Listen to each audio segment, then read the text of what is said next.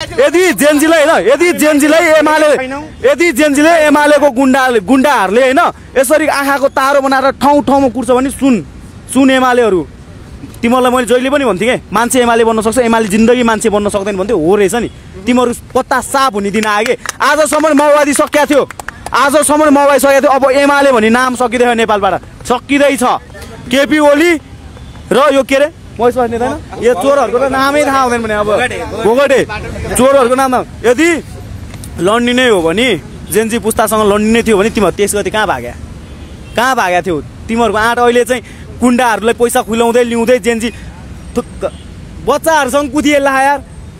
दिएमा सिङ्गो एमाले बच्चाहरूसँग कुदिएला छ त्यो पनि हारिरहेछ फेरि कुडे खाइरहेछ भागिरहेछ आउने के सुई छाती फुलाएर हामी जसरी हिँडिरहेछौँ नि त्यसरी हिँड्ने हो के पछाडिबाट वार हान्ने होइन के सक्छ भने सरकार डराइरहेछ किन के भन्नु सरकारले डराइरहेछ डरपोक के डर हो के आँट हुनुपर्छ कि छाती हुनुपर्छ के छाती भयो भने गर्ने हो के जे कुरा पनि के त्यत्रो महेश बस्नेत पनि यत्रै हो कि त्यो गुण्डा लासे पासे राखेको छ नि वरिपरि लासे पासे टोले गुण्डाहरूले पैसा त्यो चुनावको काँचो मासु भातले ज्यान बनाएको छँदैछ है पार्टीको पैसा पेल्या छँदैछ गाउँमा गएको पैसाहरू कमिसनमा भ्रष्टाचार गरिरहेको पाउँदै छँदैछ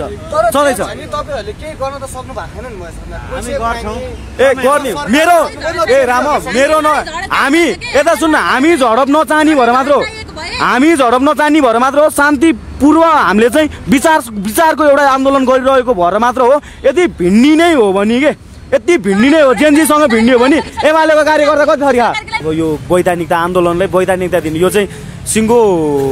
देशको आन्दोलन हो नि त यो त जेन्जीको मात्र आन्दोलन होइन सिङ्गो देशको आन्दोलन हो जनआन्दोलन घोषणा गर्नुपर्ने मागहरू यो अब हरेक मागहरू उहाँको 4 बुँदे मागै मलाई चाहिँ एकदम उचित लागेको छ त्यही भएर हामी निरन्तर रूपमा साथ दिइरहेकै छौँ उहाँहरूले भन्नुभएको छ जबसम्म हाम्रो माग पुरा हुँदैन तबसम्म चुनावको चु पनि गर्न दिँदैनौँ र अहिले तत्काल सरकारले चाहिँ चुनावको लागि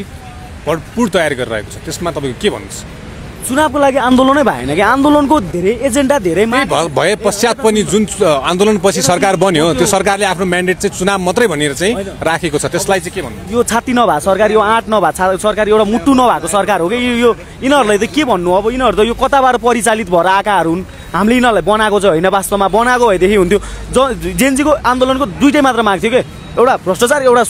सुशासन अटोमेटिक आउँथ्यो भ्रष्टाचारीलाई समात्ने हो भने के यी भ्रष्ट नेताहरू यी माडवारीहरूलाई समाउने हो भने होइन धेरै समयको कुरा थिएन कि सुशासन त अटोमेटिक आउँछ यिनीहरूले बिगारे हो नि त सुशासन त भ्रष्टाचारीलाई आजसम्म समाते 2 महिना भयो कि 2 महिना यदि समात्न त त्यो दिनको घटना गर्ने मान्छेहरूलाई पनि छानबिन गरेर समात्न सकेको छैन नि दुईचोटि गृहमन्त्रीज्यूसँग मेरो संवाद भयो पर्सनली एकचोटि भेट हुँदाखेरि ल सर भ्रष्टाचारीहरू समाउनु गर्नु पर्यो भनेपछि हस् भन्नुभयो जेन्जीहरूलाई लर्थुन दिनुभयो अर्कोचोटि फेरि भेट भयो ल सर भ्रष्टाचारीले अब चाहिँ तुन्नु पर्यो अब जेन्जी तुन्ने होइन भ्रष्टाचारी तुन्ने हो तपाईँहरू भने हस् भन्नुभएको थियो ल दुर्गा प्रसाद लर्थुन्नु भएछ राति 12 बजे अब के भन्नु फेरि त्यहाँ पनि सिडी चढाएर यता गृहमन्त्री छन् फाइलहरू त पूर्व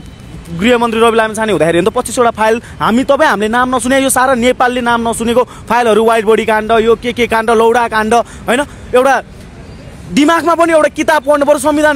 नेपालको संविधान कण्ठ पार्न सक्छ होला त्यो कण्ठ पार्न सक्ने काण्ड फाइलहरू सबै त्यो घटनाको दिन जले भन्ने चाहिँ आएको छ जानकारी जलायो होला कसले जलायो होला एउटा सिस्टममा हुन्छ नि त फाइल त के एउटा डायरी हो र डायरीमा लेखेर राखेको थियो होला र त्यो एउटा